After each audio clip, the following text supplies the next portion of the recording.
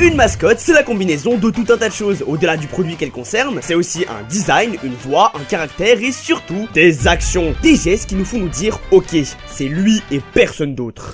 Hello Mario. Genre Link, même s'il a changé de tenue dans Breath of the Wild, est toujours reconnaissable grâce à sa célèbre pose de la Master Sword. Quant à Mario, bah il est passé par tout un tas de poses différentes. Certes, à son palmarès, il a son célèbre saut, et pas que.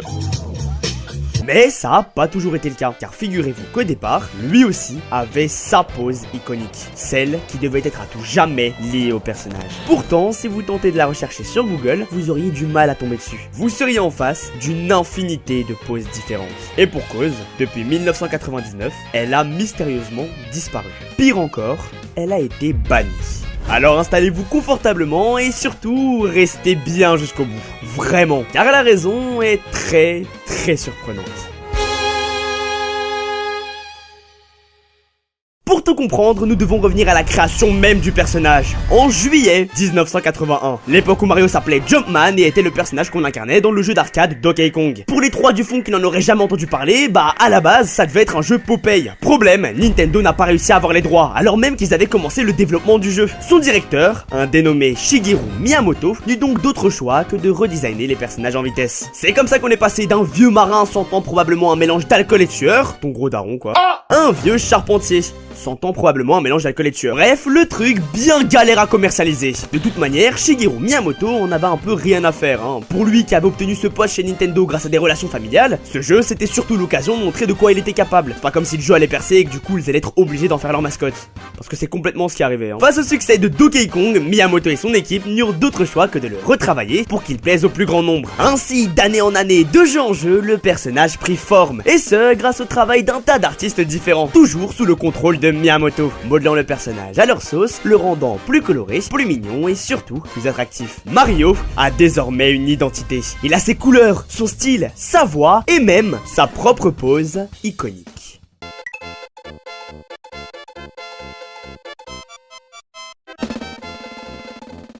Ce signe, le V de la victoire. Dans pratiquement chacune de ses apparitions, Mario est montré le brandissant. De Mario Bros, si Lost Level à Mario 64, en passant par Super Mario World, les remakes All-Star ou même Mario Golf. Il était partout, le geste indissociable du personnage. Pour beaucoup d'enfants, faire un V avec ses doigts, c'était imiter Mario. Et ça a continué, encore et encore, accompagnant le personnage dans son succès fulgurant à travers le monde jusqu'à la sortie de Mario 64, puis plus rien.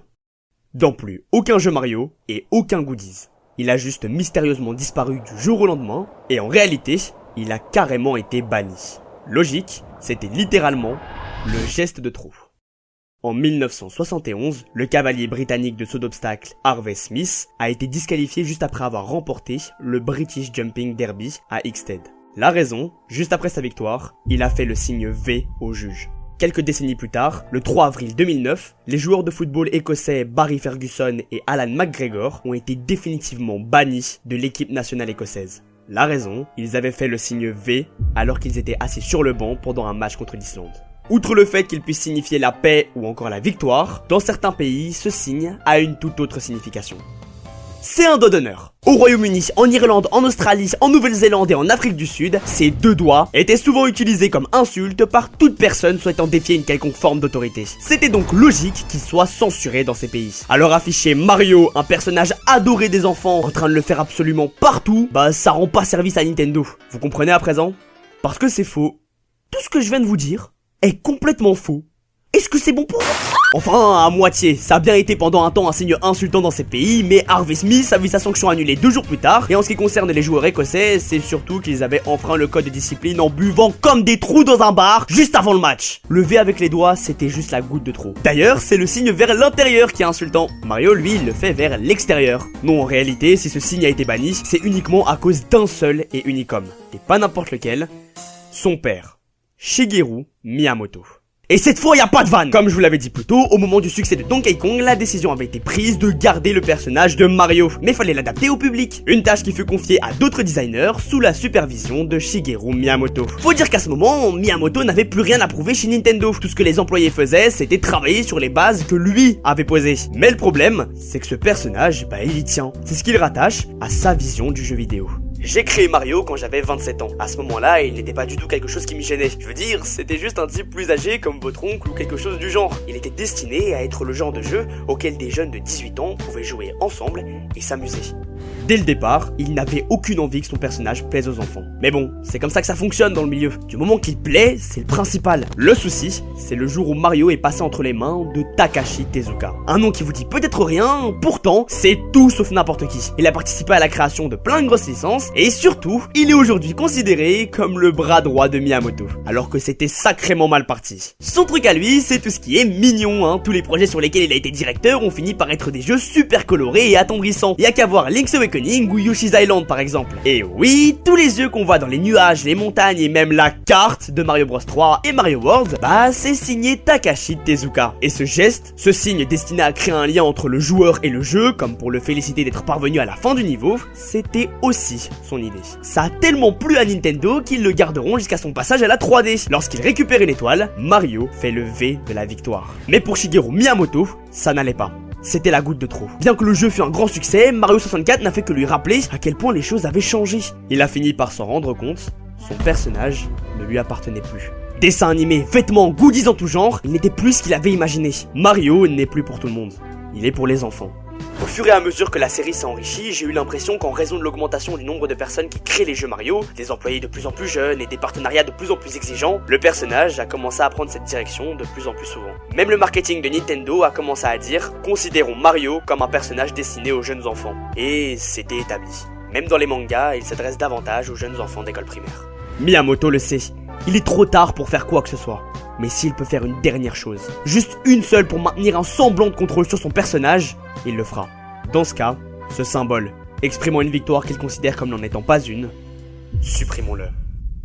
En 99, la décision fut prise d'entièrement faire disparaître ce signe de tous les prochains projets concernant la licence, quels qu'ils soient. Et Nintendo accepta. 3 ans plus tard, en juillet 2002, sort Super Mario Sunshine. L'objectif principal de Mario consiste cette fois à récupérer des soleils, et une fois chose faite, il se contentera simplement de le lever au ciel. Plus tard, sur Mario 64 DS et Mario Galaxy, il lèvera simplement le poing. Dans New Super Mario Bros, il enlèvera son chapeau, et dans 3D World, il fera son classique saut. Pas de doute, le signe a bien complètement disparu. Du moins, pendant un temps. Car plus de 20 ans après Mario 64 sort Mario Odyssey, un jeu qui a une petite particularité, lorsque Mario chope une lune, il utilisera presque toujours une animation issue des jeux précédents. Que ce soit en la levant comme un soleil de Sunshine ou en la cognant comme une étoile de Galaxy. Miyamoto, lui, n'a pas vraiment été impliqué dans le développement du jeu. C'était même pas lui le directeur, donc il y a beaucoup de choses qui ne lui plaisaient pas, comme le fait que Mario interagisse avec des humains à New Donk City. Il a toujours été très dur. Cependant, pour Mario Odyssey, ce fut différent. La façon dont nous avons travaillé avec Monsieur Miyamoto sur Mario Odyssey et qu'il nous a jamais imposé de façon de faire. Au lieu de cela, nous avons eu une discussion sur la façon d'exprimer nos idées. Et si quelque chose ne va pas, nous parlerons de la façon dont nous pourrions mieux l'exprimer. Il a fini par comprendre que ce qui comptait aujourd'hui dans le jeu vidéo, c'était la sensation de liberté. Aussi bien pour les développeurs que pour les joueurs. Alors si Mario peut aller où il veut dans les mondes de Mario Odyssey, pourquoi ne pas le laisser libre, loin de toute contrainte? C'est quand même une drôle de situation. Qu'en aurait pensé l'ancien Shigeru Miyamoto? Celui qui plus jeune construisait des jouets en bois pour passer le temps. Celui qui, même engagé en tant qu'ingénieur industriel, s'amusait à designer des porte-manteaux en forme d'éléphant. Peut-être que lui serait heureux de voir qu'en fin de compte, il a réussi à faire rentrer une de ses créations dans l'enfance de toute une génération. Dans ce cas, c'est décidé. Désormais, Mario est libre. Time to jump up in the air. Jump up, don't be scared. Jump up and your cares will soar away. Odyssey est un immense succès. Comme Mario 64, il est la preuve pour Shigeru Miyamoto que les choses ont changé. Mais cette fois, pour le mieux. Ce qu'il a toujours voulu, c'est amuser les gens. Et aujourd'hui, Mario touche tout le monde, des plus jeunes aux plus vieux. Il s'est réconcilié avec son personnage, et même mieux, un projet de film l'adaptant serait en discussion. Et en vrai cette fois, comme quoi, parfois, il est préférable de laisser les choses suivre leur cours. Pour Miyamoto, c'est une victoire. Alors, histoire d'enterrer l'âge de guerre, peut-être peuvent-ils se permettre de le lever une dernière fois.